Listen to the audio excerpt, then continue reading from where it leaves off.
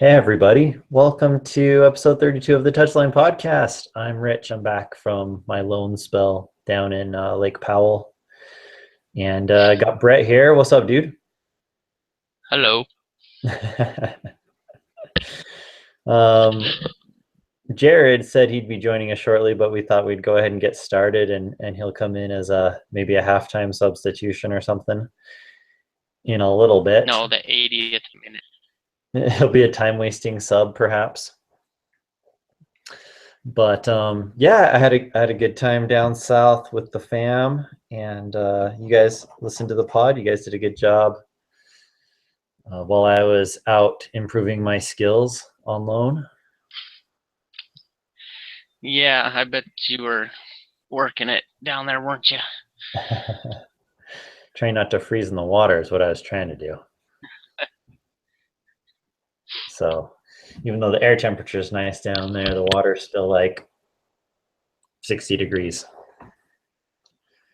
So but yeah, so we're going to talk a little bit about the Colorado game, talk about Houston coming up, got some other fun topics that we want to talk about regarding the team and supporters and whatnot. So let's just dive right in. The Colorado game ended 1-0.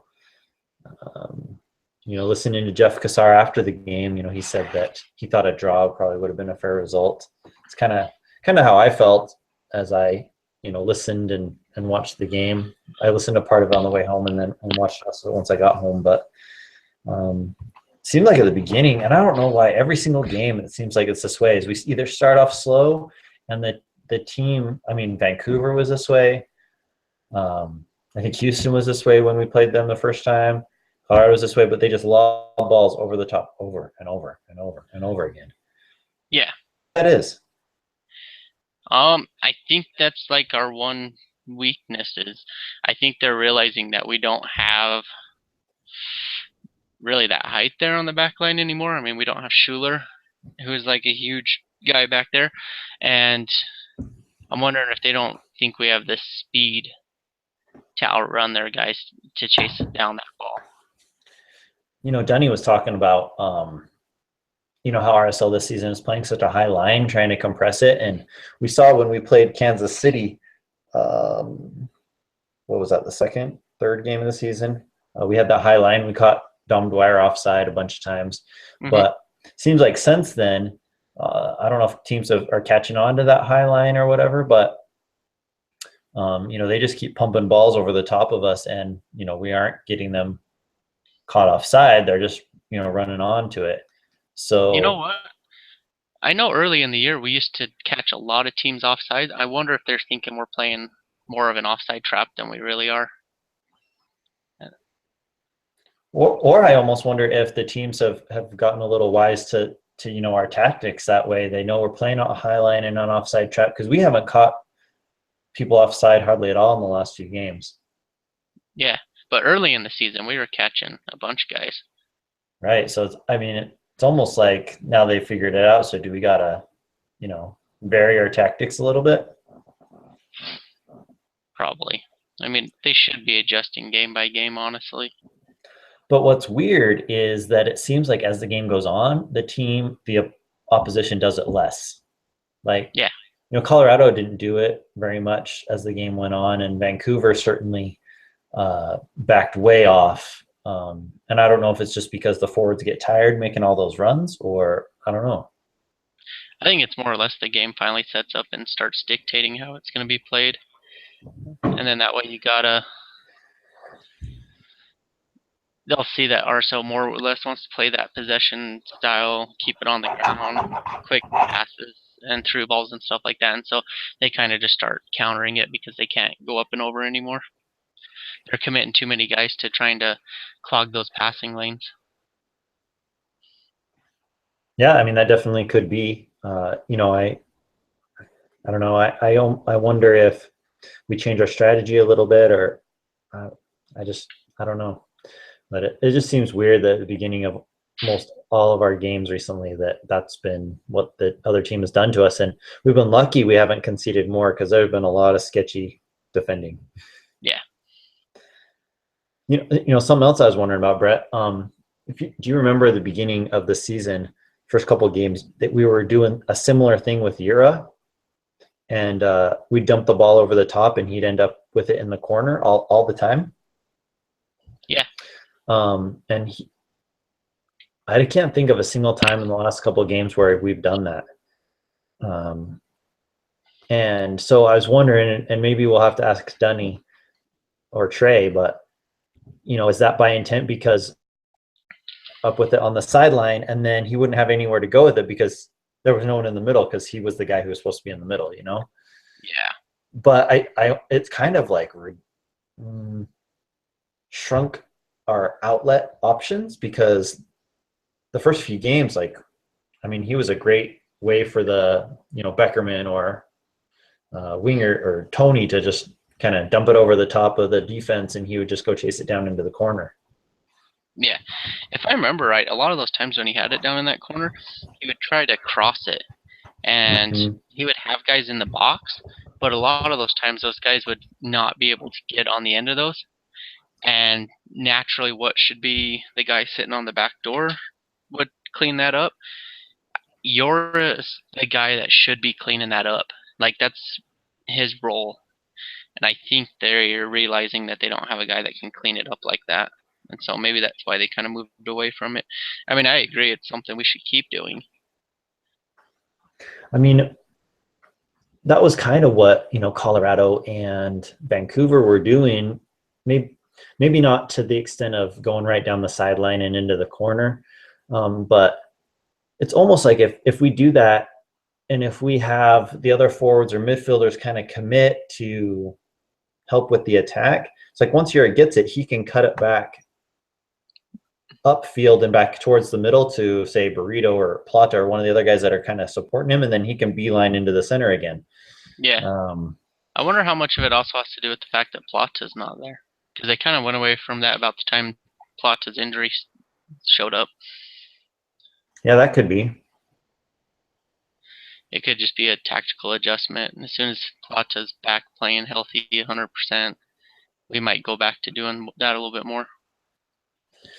Yeah, and we'll see when we play Houston here this week, because I would assume that Plata would be back to 100% for that game. Yeah. I mean, we saw reports of him training, and so I was honestly thinking he would start in Colorado. Just the way they were talking about how he was training and participating in all practices the entire time, no limitations. And so I was kind of shocked to see him not even starting. Has seemed like with a lot of these injuries, especially the ones that are multi-week, that Cassar has tended to just bring him off the bench the first game just in case, Yeah. Which is probably wise. Yeah, it is. And it's nice. I mean, I hate it, but it's kind of nice knowing at halftime when you're in a 0-0 draw or down a goal that you got a guy like Javier sitting on the bench. Yeah. I mean, it's just crazy how awesome we seem to play. I mean, we didn't score against Colorado. I felt like there was a goal had to come, and we had a bunch of chances. But once we get Burrito, Plata, Javi, Yura, those four, they're all in. Like every game those four have played, it's just been so fun. And it's crazy how much taking one of them out affects us. I mean, Jordan Allen's played fine, okay, but it's like night and day once, say, Plata comes in. So you weren't here last week, but I'll ask you the same thing that me and Jared kind of discussed. Jordan Allen's kind of pushing for that role of needing starter. He needs to be a starter in a sense, but who do you take out? Like, he's shown you enough that he should be starting, but who do you honestly take out to give him that starting role? I mean, if you want to improve his attacking acumen, there's no position for him. Yeah. He has to come off the bench. If you want him just on the field, then I think it wouldn't be that difficult for him to go back to playing fullback. But I actually don't know if I like him there. I don't know that he's better than the guys we have, because he doesn't, he doesn't practice it that much. You know what I mean? Yeah. I think if he played it all the time and he Like was did that in training, then sure he would be better, but he doesn't. he's great as like an emergency. Like if we need in a pinch, like our two fullbacks are injured and the guy coming off the bench does something, or he's like that nice emergency relief, but he doesn't need to be playing defense. Right. Or Like if we go to like three in the back or something, he can go back and be the third guy. Or you get a red card or something, right? yeah, He can go fill in. Um, you know, we're I think you guys talked about it a little bit last week, but what might be interesting to see is when Copa America starts, if Kyle's makes the final roster and he's gone, to see if Sonny, Jordan, and Javi can play in the middle. I don't know that Cassar will do it. He'll probably go with Luke, but yeah, I think that would be interesting to see how that would work. yeah. I like the idea of those three compared to Luke, but that's only because I think Luke and Jordan Allen are on that same level, like skill wise at this point in their careers. But I think you're going to see more progress and growth out of Jordan. So you'd rather play him in that position and The get him thing the minute. the thing that you get with Luke is Luke runs a lot, and he's definitely honest in his defensive effort. Yeah. And he runs and chases balls, and I mean, sometimes it's not always effective running, but I mean, he'll run all the time, kind of like Johnny Steele was a few years ago, where they just run and run, and it was good, good effort. Jordan sometimes seems to kind of come and go, you know. hmm Well, and I know every year I usually try to find a player that like young players should watch to kind of learn from. And a couple of years ago, Luke was that guy. I mean, now he's not that guy. I think you need to more or less watch Sonny, but that's my thoughts.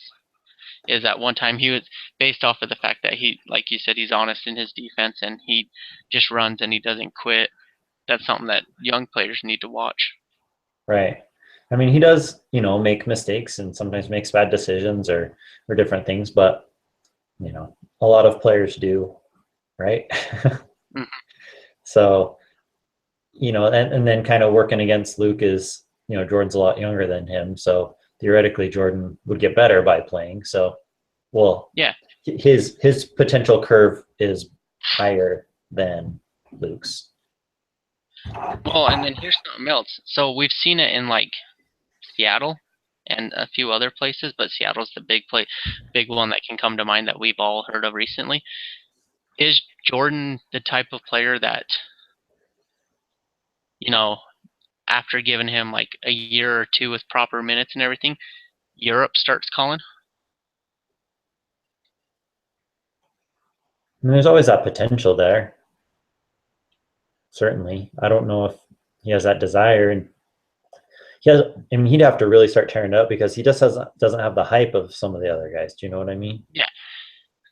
Yeah, like a Yedlin or Right. probably what now is Jordan Morris. Yeah. I mean, goodness gracious, that guy's hype train. It's just been crazy. Well, and the sad thing is he's living up to it. Well, yeah. Now he scored what, 4 and 4, four goals in 4 games, I think. Yeah. So I mean, that's what we need from Jordan Allen, and something that I almost want to like, get him on the pod or something and ask him is how can he be more assertive in the games and demand the ball and earn the trust of his teammates, because when he has filled in for Javi or on the wings or whatever, I mean, he, like I said, he just kind of comes in and out of games, and you almost forget he's there for a while, and then or hmm he'll show for the ball and his teammates won't give it to him. And so, how do you become more consistent? How do you gain their trust that way? Yeah. And I think for me, I think my biggest worry for him is we know his potential is there. but I'm wondering if he's going to be treated similar to Gil. Yeah, Because I don't know how he's doing in Mexico, but last I heard he was doing pretty well. I mean, I'm going to look at it right now.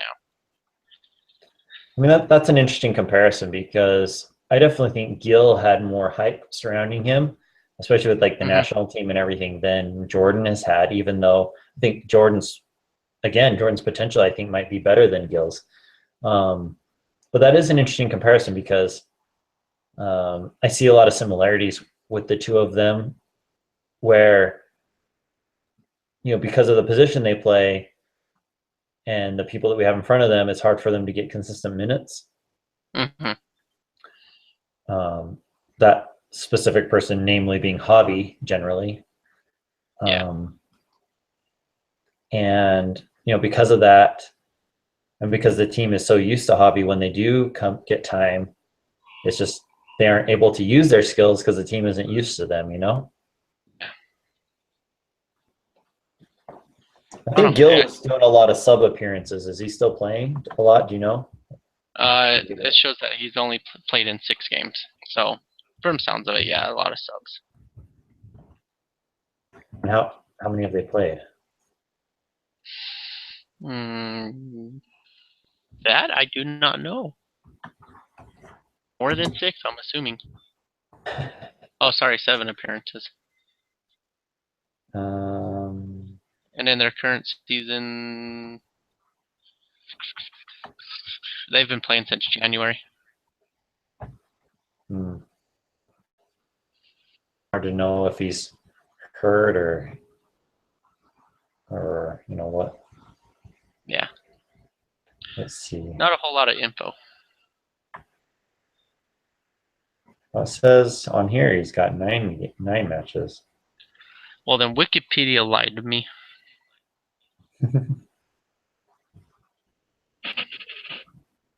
Let's see. He hasn't played since March, though, is what it says. Maybe the hype wasn't there. I mean, I hope the hype was there and it was true, and we just whiffed, for United States soccer's sake. Right. But yeah, he's started 5 and subbed in 4, so that's good. That's more than he probably got his last year. Let's see. The last year with RSL, he had 16 starts and 8 subs. He might break that this year. He might. Good on him. Yeah, I'm just worried that Jordan Allen's we'll get all hyped up and everything, and then it won't live up to the potential. Yeah, I hope that's not the case. Part of me is wondering, like, I know we don't like him playing defense, but I'm wondering if they're trying to more or less, they're letting him play around because he is that Swiss Army knife, but I'm wondering if they have ideas about making him Beckerman's, successor. See, I just don't think that his skill set matches the, holding midfielder. It just doesn't seem like that's his deal at all. But like during the Colorado game, before he was subbed out, and in games before that, when we went to more of attacking style, they've kind of used him back in the midfield a lot more. That's why I'm wondering if, and like not midfield like back there creating chances, like midfield, all of a sudden they're on a counter attacking him, and Kyle's the first one's taken off. Right. And that might just have something to do with his youth and his speed, but I don't know.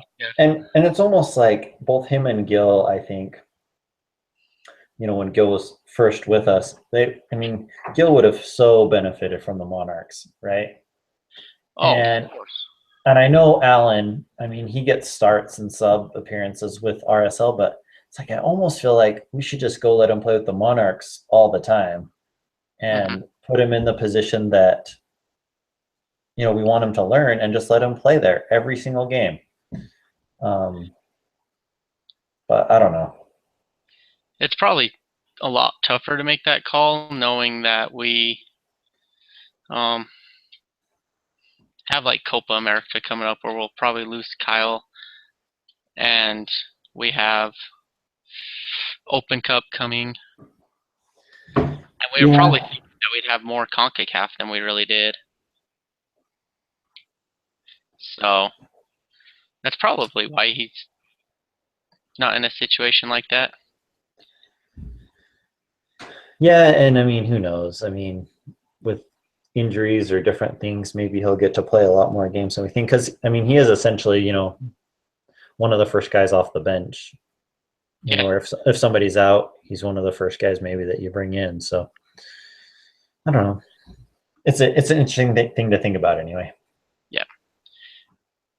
And then speaking of injuries and Monarchs, did you see who made an appearance at the Monarchs?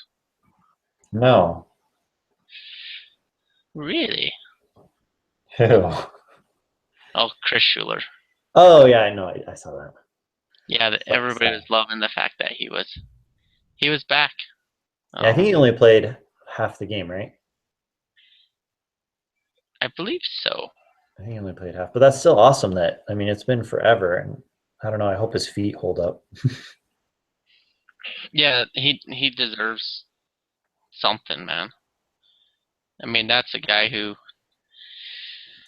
he played a bunch, and he put his body on the line a lot in those games, and just you hope that he's able to make it back to the MLS. Yeah, and I mean, they've interviewed the RSL trainer a couple times, and talked about Schuler, and sounds like Schuler's a lot like Stu Holden, where he just keeps getting injured, but he's always just so positive about it, and like, okay, what do we need to do? How can we rehab this? Let's just get back on the horse, as they say. And so I mean, that's really cool that he has that such a positive attitude about it. But in typical Chris Schuler fashion, he did commit fouls in his only half game of soccer. So at least we know he's back. That's right.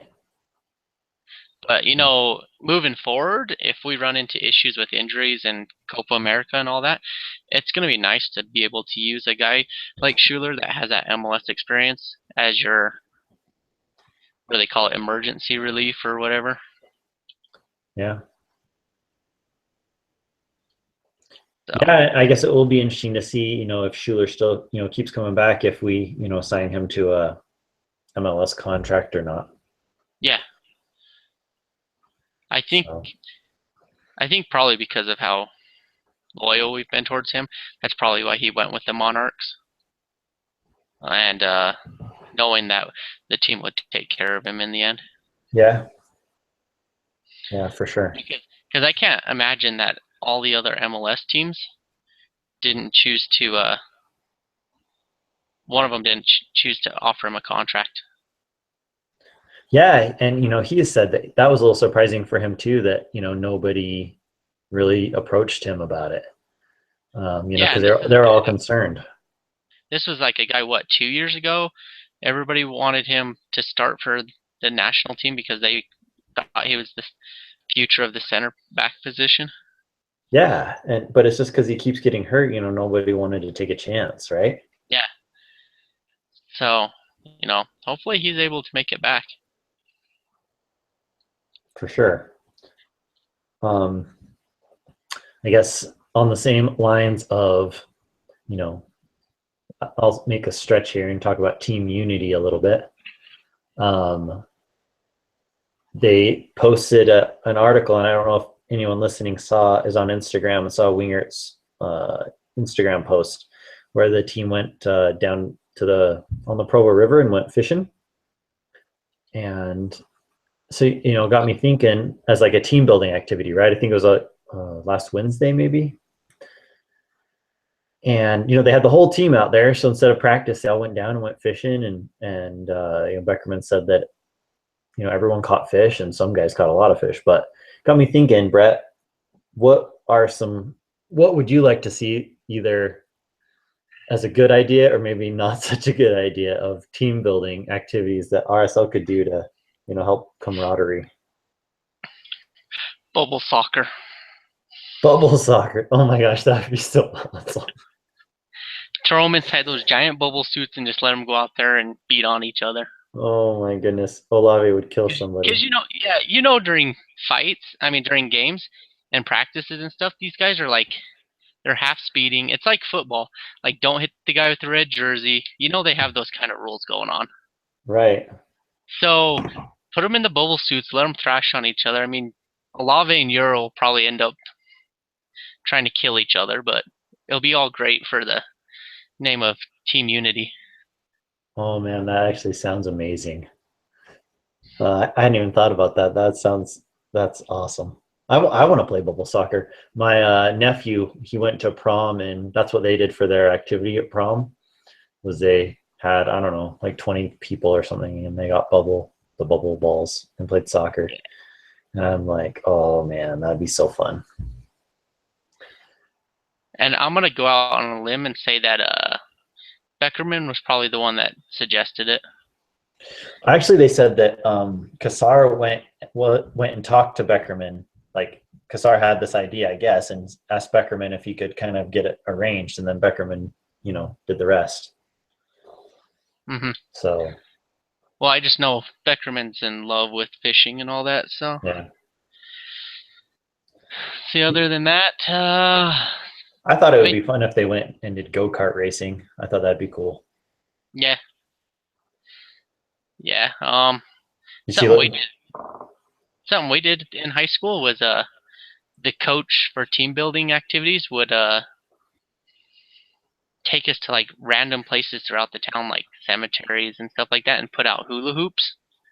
And then we'd have our soccer. We'd be playing golf, and the hula hoop was the hole you were trying to put it in.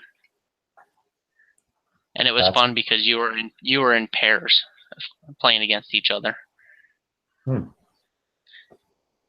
that'd be fun. Yeah, I've been kind of going back and forth whether I think paintball would be a good idea or not. Kind of leaning towards maybe not. Probably not. Knowing the temper of seeing some of those guys, it'd be bad. We don't want them getting hurt. They got big old welts from. If you had to pick one guy on the team who would juice their paintball gun to make it illegal, who do you think that would be? You think Yura? Yura. I don't know why. Like even before he left, and even now, even worse when he's back. I just sit there and look at the dude, and you're waiting for the day that he just starts thrashing on a defender. Like he's out there being physical with them because that's like his job and that's the role he's taken on. But he's just got that look to him that's like, whatever, I'll just beat down this guy. Like I think it was the CONCACAF game. I honestly thought he was gonna murder a ref that game. Just the way he was looking at refs and stuff. Yeah, I could see Yura turning his paintball gun up to 11. Yeah. I'm trying to think. I could see Antonella doing it to be funny. Mm-hmm. Because he's real competitive and into sports and stuff. I could see, Kyle just scissoring a dude after getting shot, but scything him down. Yeah. I think it's cool that they're doing that stuff already because I mean, if you follow like Plata and Burrito, and those two are the big ones that come to mind. I'm trying to find a picture right now. Yeah, those two guys is always those two, Javi, Olmez, and they'll just randomly post pictures of themselves like, yeah, hey, here we are like all together at the zoo or something. right. I mean, here's one of them all at the airport, and it's Olmez, Javi, Burrito, Sunny, Olave, and Plata all just hanging out, messing around. Yeah, I think it's super cool. And not only that, I mean, you can kind of tell that they have that team spirit going on because look at them when they score a goal. It's like seriously a team celebration. Yeah, for sure. They got the choreographed dances and whatnot. Or even when they like tried to sail down some river in the middle of the riot. Right. Get the canoe going. Yeah, that one was That's probably my funny. favorite. That is funny. Huh. But good on them. Well, yeah, well, hopefully, like I say, they keep doing it. They probably won't be able to do one for a little while because they're on this, 5-game road trip. But well, 4 games now. Uh, but maybe they can do it while they're out on the road. Yeah, there's some cool stuff in Houston, I think. I've never been there, but Well, Houston has some cool stuff. I've been there a few times. I mean, you got the Space Center. You can go down to Galveston. It's all right. Um, I think I've been there. Trying to think what else I've done when I've been there. It's always been for work, so I don't know. I don't get out and about too much. Leave it to work, man. Yeah. Well, yeah. Hopefully they keep posting pictures to, you know, so we can live vicariously through them. That'd be awesome. Yeah, yeah, they got the life, man. So, like you said last pod with the Tim Howard versus Nick Raimondo airplane picture. Speaking of Howard, I mean he'll be here in July, but that goalie played like he was wanting that job come July. And obviously he's not going to start over Howard, but there's probably a lot of teams right now that are probably calling Colorado wondering about how to get him come July. Well, it's so funny because he was, like an up and comer young goalie, and he's got traded a couple times, I think, now. And I don't know. I mean, he's a pretty good shot stopper, but a lot of his other decision making and distribution and stuff is a little sketchy. So I don't know. But yeah, I mean, he had some good saves. That one that Kyle had, that he saved, got a big save Raimondo from Bill Riley, but or big save McMath from Bill Yeah. Riley, but he kicked it right at him. So I don't know if that's a big save or not. I don't know. That always makes me laugh when they're like, the goalkeeper did a great job saving that shot, and they got kicked right at him. Mm-hmm. So it's like they had to almost get out of the way if they wanted to not save it. Yeah. But yeah, I mean, it'll be interesting to see, if McMath is okay being a backup once Timmy gets here. If not, what? He's got to sit there for till November, roughly. Yeah. October, November till the playoffs start, and then next year he's probably playing in Atlanta or LA. Maybe, but like you're not going to protect two goalies and come the expansion draft time. No. It'll depend on what his salary is, and I mean, I can't think of a team now. Well, I don't know, maybe New York, NYCFC. Saunders is meh. Yeah. But I guess I don't know if that's an upgrade going from Saunders to McMath. Mm-hmm. But I can't think of very many teams that need a goalie. So I don't know. It's like, would you rather have him or Antonella? Jeff. I'd rather have Jeff. And I think that's only because I've seen a lot more out of Jeff. I know what I'm getting with him. Yeah, but I mean, I think Jeff could easily be a starting goalkeeper. Oh, I know he could be. And it's like, if you had to, and I know his salary's got to be way less than McMath's. Yeah, I'm not saying that we should, but if we ever need a salary dump, I'm okay with Jeff being a starter going forward. Like if that's something they have to do to dump salary, I'm okay with it. You mean like from a business standpoint, like dropping Raimondo? Oh man.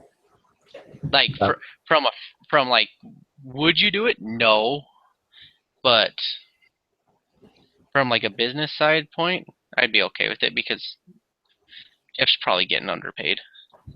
I mean, he's Oh, probably yeah, getting for backup sure. money, but he's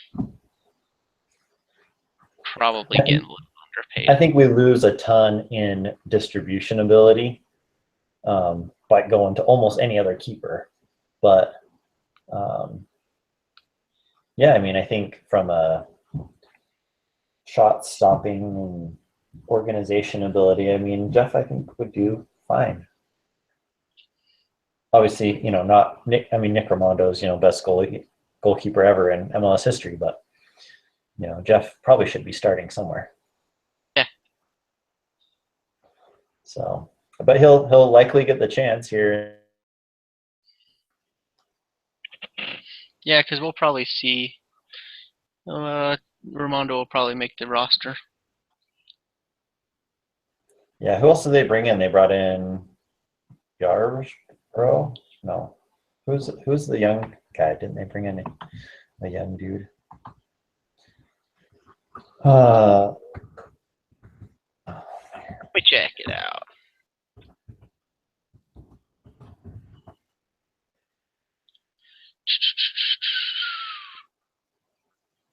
Of course, it doesn't sort it by position. Got David Bingham from San Jose. oh yeah, that's right. You Yeah, got Brad Guzan, Tim Timmy. Howard, Ethan Horvath, who plays at Mold. Is that how you say it? Mold. Yeah, I don't know. Do you think they would keep? They take three keepers or just two? I mean, I know. they typically do three, but Yeah, my guess is you'll probably get Howard and Guzan for sure. If they keep a third, it'll be Ramondo. And I actually think you're required to keep 3 on your roster. see, I Because, almost think that out of Tim, Brad, and Nick, that you would only take two of those, and then you would either take Bingham or Ethan as like to give them experience. You know what I mean? yeah, Because Romano doesn't need the experience, and if he's just going to sit there, yeah, yeah. No, I just looked it up. They're required to carry 3, so. Yeah, I agree with you. It's. I think we know who's going to be there. It's more or less filling out who's going to be that third guy. yeah. I mean, it it wouldn't surprise me if Brad or Tim actually got left off. I don't think that they would, but Klinsman does weird stuff. So, like, if that's what happened, I wouldn't think that was the craziest thing ever. Yeah, I'm wondering. My guess is probably Tim's going to be there, only because he's probably going to want those touches and in-game uh, in-game experience, I guess is lack of a better word. So because this starts in June, Right. and then he'll turn around as soon as this tournament ends and be playing for Colorado. Right. And so kind of probably wants to use it to be in fit for Colorado. Right. Could be. Yeah, for sure. Yeah. We'll see what Klinsman wants to do, I guess. He'll likely start a striker as a center back, and he'll Perry play Nick. Kitchen will be your starting forward. Yeah, they'll play Nick Raimondo as the number 10. Yeah, and we'll also get like Mix. We'll probably go 90 minutes. I hope not. I hope Mix doesn't make the roster. I don't understand how that dude keeps making the national team roster, but he can't even start in his own team. He's an okay MLS player, but he's certainly not with all he shouldn't have all the hype, you know what I mean? Yeah, he's not hit that level yet, but there for a while he was hitting that Freddie Adu level Mm, where it was like he's the next great American player. yeah. and that's very annoying. I love that the Team Perry Kitchen is on right now as Heart of Midlothian. Yeah, That's such a cool name. I have no clue where that is, but I am buying a jersey. It's in Scotland, I think. Even better. Yeah, I'm 99% sure. More commonly known as the Hearts. Yeah. But that's just such a cool name. Yeah. All right. Well, anything else you want to talk about? Should we wrap it up? I'm good. I think I guess we talked Jared about a lot. decided. I guess Jared decided not to come on as an injury sub. So Well, I can go 90 minutes and you can go 90 minutes. So what do we I need him for? I can run all day, man. He's that sub that we thought was gonna hit the game, and then at the end of the game, you're like, oh, we have that third sub still sitting there. Yeah. They pull him back. The guy's got the jersey standing by the fourth official, and gets pulled back. Yeah, and then you're like, just sit down, just sit down. Yeah. Well, I hope you guys enjoyed the podcast today. Like I said, we play Houston this weekend. We didn't really talk about them, but we just played them, so should be good there. But we'll play them on Saturday night, and hopefully we get a win. We really need one, to kick off this road trip since we lost against Colorado. If you want to hit us up, I'm on Twitter at Frisbee_Rich. I'm at BAustin435 or at touchline_TBS. How come you changed your Twitter handle, dude? I'm hiding from people. Oh, okay. Just kidding. He didn't. No one knows that he used to have a different handle. It's always been. You ever seen the replacements? Yes. I'm that guy that was supposed to be in jail and they got him out and then they just call him some random name on the field. You're in witness protection program now. Pretty much. All right. Well, hope you guys enjoyed the podcast. Let us know if you have any comments or questions. But otherwise, we'll see you next time. Peace out. Later.